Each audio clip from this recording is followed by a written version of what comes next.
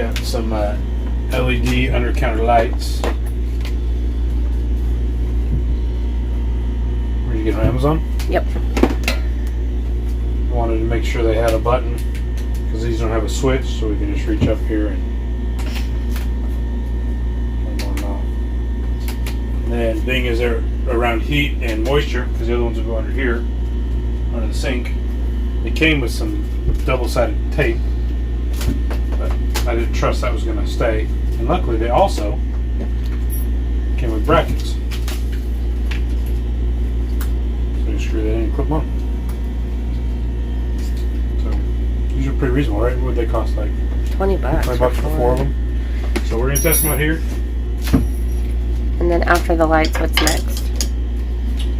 Well, we're going to paint the countertop.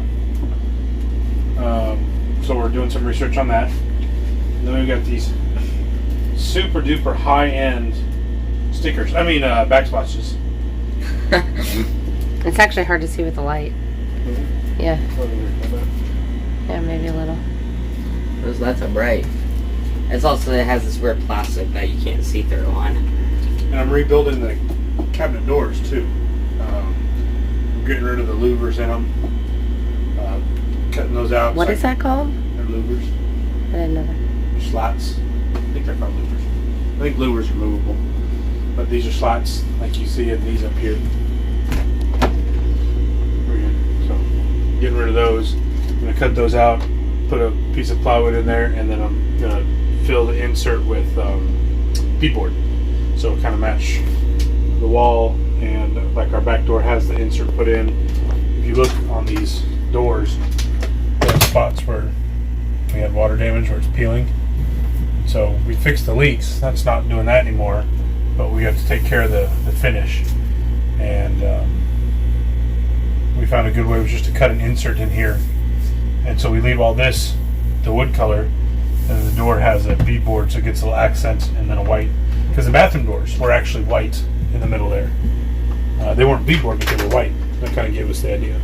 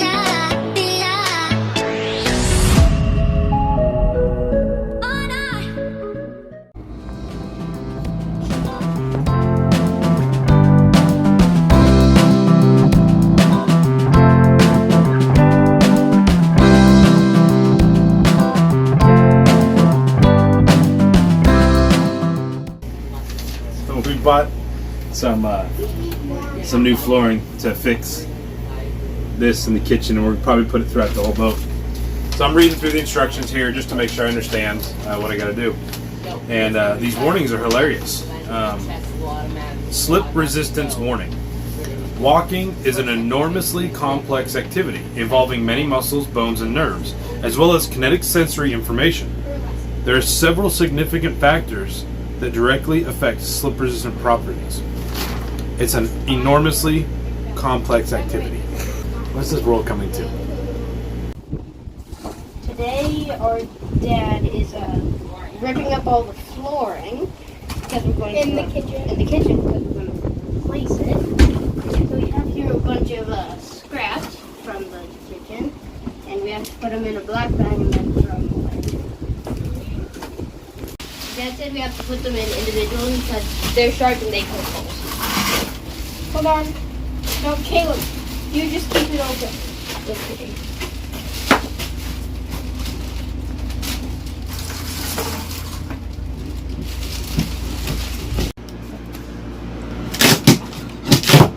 It's really glued down. Where the water was, it's falling apart naturally, but everywhere else it's like really stuck down. So. But you're not pulling up Carter's hardwood. Not Carter's. See, here's the original floor right here. It looked the same as that, but it's glued. I'm gonna have to use probably a belt sander to get this last layer off. Dang. It's still strong.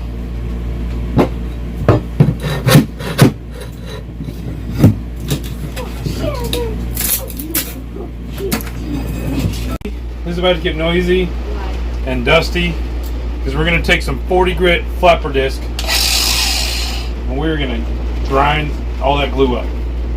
You mean you? Yep, so I need probably Carter. Get you some safety glasses. Actually, I can have Mom do it. But I want someone to stand with the vacuum cleaner right by me.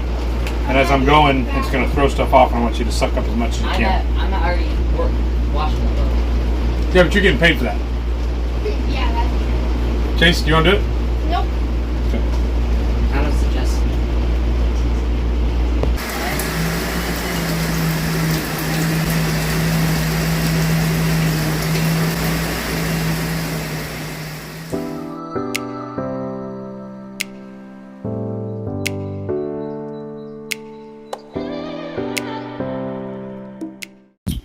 Just want to thank Mr. Timmy Scroggins for the tool. He sent this to us like a year and a half ago. And I'm finally at the point where I've worn my other one out. It was very kind of you, sir, to get 2 new batteries with it, which is great because I've got batteries that have gone kaput now. And a new tool bag. Thanks, brother. If you too want to get a shout out like Mr. Timmy, all you gotta do is go down to the subscription or the information in our comment section and you can become a patron. We keep our wish list posted on Amazon, or you can just become a patron and support us you know, on a monthly basis if these videos are blessing you and you're maybe thinking about doing what we're gonna do. So we really appreciate it, you guys. We really do. We have decided that it's time to go back to the Bahamas. Right, boys? Yeah. Are you excited to go to the Bahamas for a couple months? We're already making some Bahamian blue raspberry lemonade. Okay. So that means you got to get the boat ready. And the boat always seems to need something, right? So we're going to start an inventory of our engine room. See what we need, see what starts, see what doesn't. And you'll be happy to know that from now on, all my projects, since we'll be in the Bahamas, will be topless. Chase got from his friends. No, it was Caleb who got Caleb got some blue raspberry lemonade Kool-Aid mix punch thing. Whatever you call it. So we made some drinks with it. It's good. It apparently comes sour where you have to add your own sugar. Yeah, 1 full He didn't cup. know that. I put in a tiny... I knew it's for a whole pitcher, but I put in like a few specks of it into my bottle, and I already knew it was sour, but I put 2 spoonfuls of sugar in it. It was still sour. So, you know. But this is now going to be some popsicles. Yeah, and we got it for the last day of our homeschool co-op. The tanks are full, so I'm going to turn off the water. The water. Yeah. What are you finding in there? So I know my generator's got issues. I got to do a coolant flush and change fuel filters and oil on that, and then get that running. I still need to do an oil and transmission change on both of these. So for now I'm going to do an inventory of how much oil I got, how much coolant I got, and then see what we need to buy. And then probably in an upcoming video or two we'll go through everything. And then just do a basic overall engine room check, you know. Look at all our hoses, clamps. We'll do an inventory of spare parts, make sure we've got spare, you know, impellers. Which these were all just changed this last year. Last like 6 months before we came here. So they should be good, but we'll want to carry spares just in case. And then we'll fire everything off and make sure everything starts and runs, and yeah, just make sure all our systems work basically. Because when you're at the dock, a lot of your systems you're not using, so you got to make sure they're still good to go. While Dad does our engine room check, I'm going to do our cat check. You ready for the Bahamas? He's like, Take that as a firm yes. he's like, I'm ready if you Yep. go away.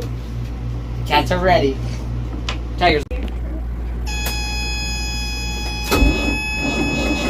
Wait. Do you have the seacocks open? Okay.